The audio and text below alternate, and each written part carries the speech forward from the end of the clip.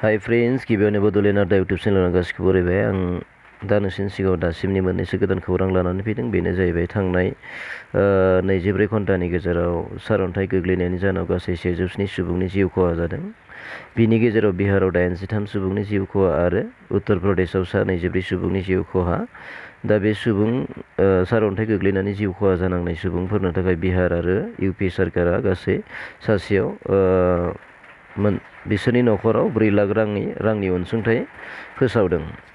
लोगोसे नैथियाव दङ 5 जुलाइआव जानो गोनां CTETनि आनजादखौ फावसायबाय। COVID-19नि जि साग्लोबसारनाय बेयो बारानिफ्राय बारा जानायनि जाहोनाव बेनि आनजादखौ फावसायनाय जाबाय। थामथियाव दङ JEE मेइन आरो NEET निटनि एडभान्स 2020नि आनजादखौ फावसायबाय।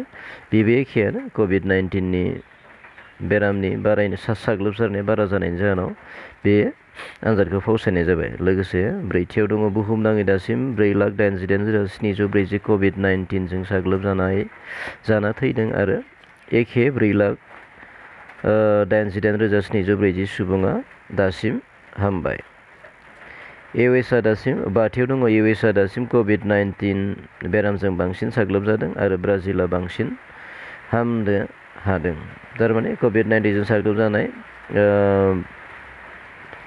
साग्लोबजानाय बेरामनि हारा USA आव बांसिन आरो ब्राजिलाव बेनि हामनायनि हारा बांसिन जादों। लोगोसे दथियाव दङ CBSEआ क्लास 10 आरो क्लास 12नि आनजादनि फिथाइखौ 15 जुलाइआव फोसावनो थांखि लाबाय। दासिम बेखिनियानो।